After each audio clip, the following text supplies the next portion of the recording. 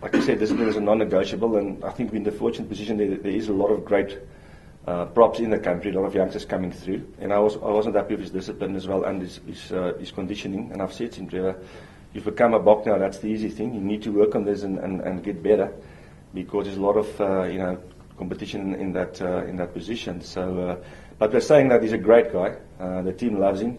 He's one of the jokers in the team, and the guys embraced him. So there's I'm not cross with him whatsoever.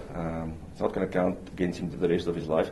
The only thing I'm looking at is what he does off field, training wise and behavioural. But he'll come back. I've done it with a lot of other players. I've done it with Bokkies way back. A lot of other guys to mention. They've learned from that and become brilliant Springboks. Did the same with Victor Matfield way back.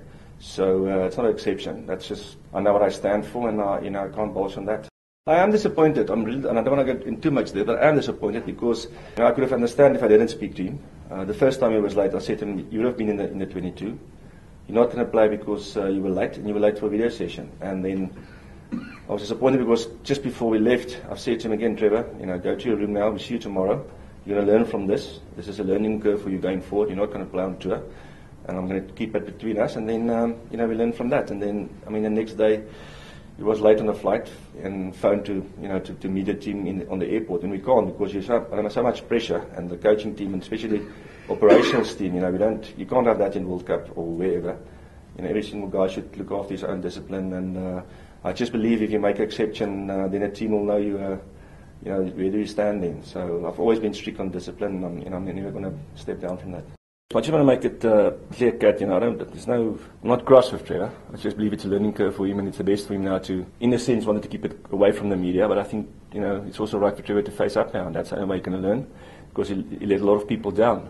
So there's no hard feelings there. He must just learn from this, and I know he'll be back, but it's going to take time. The other thing is that, the positive is that Yanni is struggling with a slight calf injury. So Lawrence has been with the team. Always been worried about the tight set, but I think Kuni came through well. We had 8 out of 8 scrums, and Peter de Villiers must get a lot of compliments for that because we haven't played under those rules.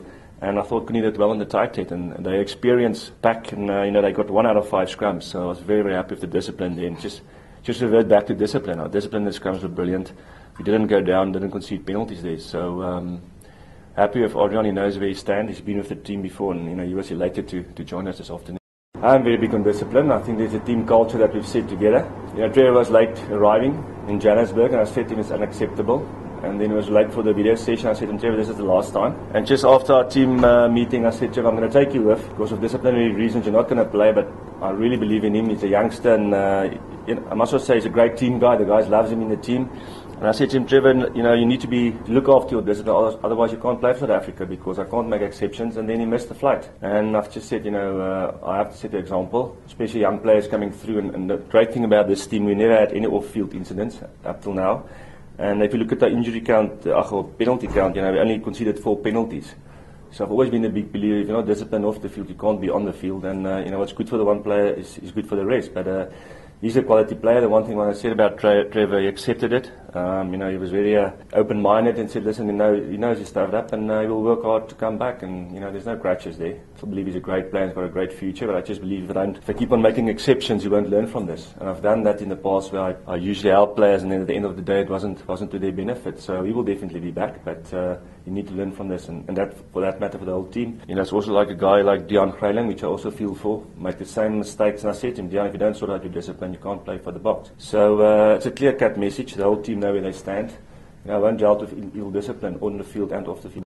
I've always said at the end of the day, I handle them like my children, and I'm always strict and disciplined with my kids as well, and that's the only way they're going to learn. So, the one thing, like I said, it wasn't like we went out and got drunk or hit someone who misbehaved. It was a minor thing, and probably a lot of other teams will let slip by and gone by. I just felt if I keep covering for Trevor, and especially in the media, which I usually do, he's not going to learn from this, and then later on we're going to have an incident that I'm not going to be proud of. So I think he'll learn from this, and it's in his own hands now to show that he wants to play for South Africa.